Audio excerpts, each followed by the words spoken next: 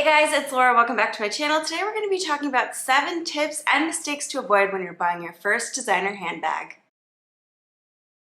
The number one rule, and it's number one because I think it's the most important rule. Without this rule, we don't have any of the other rules, and that is make sure you're only buying the bag when you can pay for it in full. The most important thing is that no one is going into debt over a bag. I know people make the argument that it is an investment. That is an arguable point though. You know, I see a lot of points for and against bags actually being an investment. And I know we see it in the news and everything like that, but I think the most important thing is that the bag doesn't take priority over things that you really need in your life, and you're not going to debt to buy a bag. That being said, when you do buy a bag, I do recommend putting it on a credit card just because it will give you protections as a buyer, especially if you're going the pre-loved route. But of course, that is only with the idea that you can pay the entire balance of the credit card. And if you're opening a credit card, say like a travel card or something like that, it's also a really great way to earn miles for future trips. The second rule is buy a bag that is going to be a classic bag for you. And what I mean by that is not a bag that is a trend bag, not a bag that you have FOMO over because you see it on Instagram. For example, the Birkin is a really good one. The classic flap is also a really good one. I personally have always loved this bag. This was the bag that I knew I wanted for my first designer bag. But there are a lot of people that don't like this bag, and there are a lot of people that don't like the Birkin bag. And sometimes when we see these bags all over social media, they start to grow on us, we start to like them. But honestly, it is a very expensive purchase to be something that you grew to love instead of fell in love with, if you know what I mean.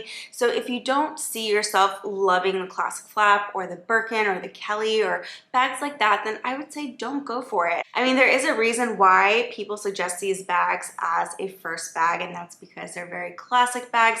They don't go out of style, but again, you want to buy something that is going to be a classic bag for you. Something that you can see yourself wearing forever, and if it was your only handbag that you ever bought, something that you'd be really happy with. Number 3, make sure that you are buying your bag from a reputable place. Now, straight from the boutique is going to be your safest bet, but there are a lot of pre-loved options out there if you do want to get a pre-loved bag and maybe save a little bit of money on your dream bag. There are some large resellers like Fashionphile and Rebag, which are more reputable and have more reliable authentication than some other ones. But there are a lot of smaller resellers out there that are trustworthy as well. What you want to make sure is that they have a 100% authenticity guarantee.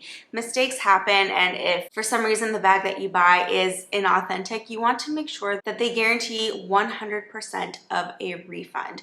Now, even with the larger retailers, mistakes can happen. I and my sister both experienced a situation where we tried to sell something to one of these larger resellers.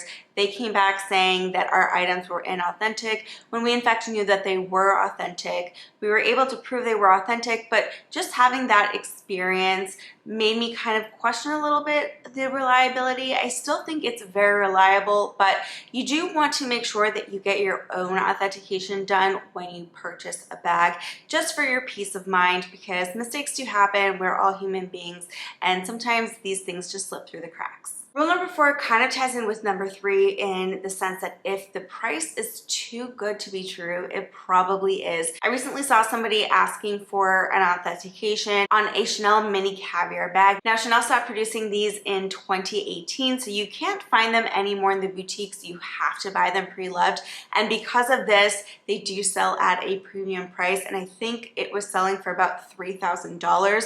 So that price is just way too low for that bag, and as soon as I saw it, I knew something had to be up. I mean, there are stories where people get really lucky and they find an incredible deal on an otherwise hard to get bag, something that sells for a premium. So just always make sure that you are researching the bags and you're approaching these listings, especially from individual sellers, with an educated background and caution. Number 5, it is better to wait to buy your dream bag than purchase something in place of it.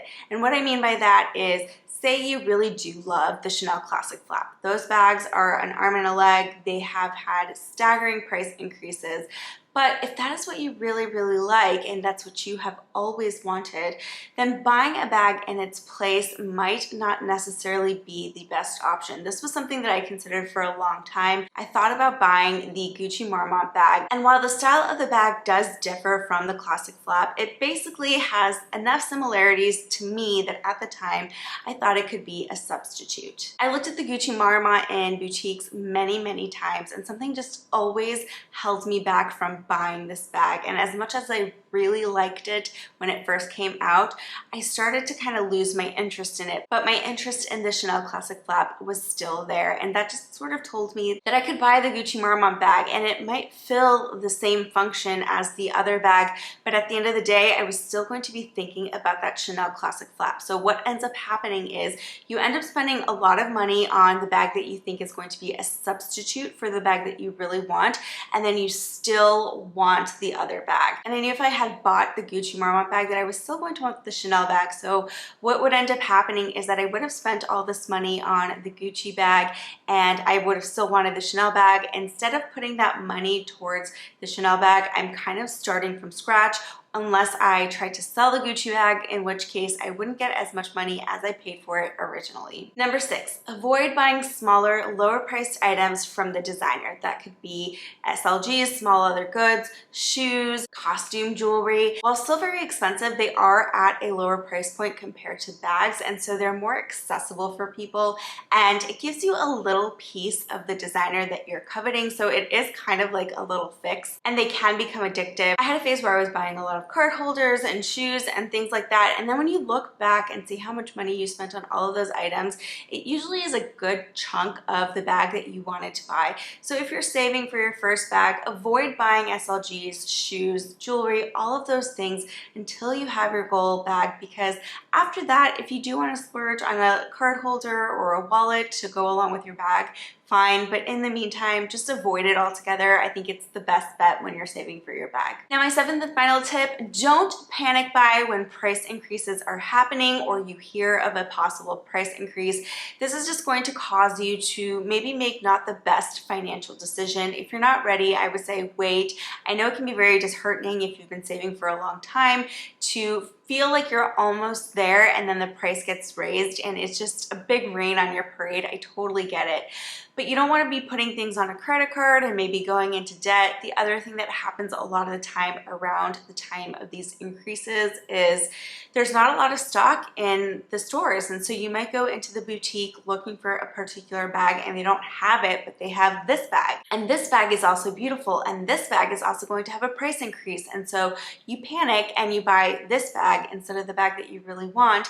I myself have been guilty of that in the past. And guess what? I don't have that bag anymore because it wasn't what I wanted. I ended up spending what I would have spent on the bag that I did want and then trying to figure out how to sell it, get it off my hands, and get my money back, or as much money as I could get back. So again, you know, as disheartening as it can be, don't panic, don't buy before an increase. The only exception I would say is if you are squared away, you are in the position to buy, and you do see your dream bag right before a price increase, then go for it. It is a great time to snag that bag. But again, otherwise, if you're not and it's not your dream bag, then I would avoid buying and don't let price increases cause you to panic. Alright guys, well that is it for this video. If you are buying your first designer bag or you are on your journey to buy your first designer bag, then I'm very, very excited for you. I hope everyone has had a wonderful holiday season. I think this is going to be the last video with my Christmas tree and my Christmassy background because the next one will be in a few days in January 2023. I cannot believe I'm saying 2023. But again, thank you so much for watching. If you're not subscribed to my channel, it would be a great help if you did. It would make me so happy. I have a lot of returning viewers who are not subscribed, and it really helps small creators when you guys do subscribe and like our videos. And if you want to click the notification bell to be notified anytime I do upload a video, then you can also do that as well if you're in the mood. But again, thanks so much for watching. Happy holidays and happy new year for 2023.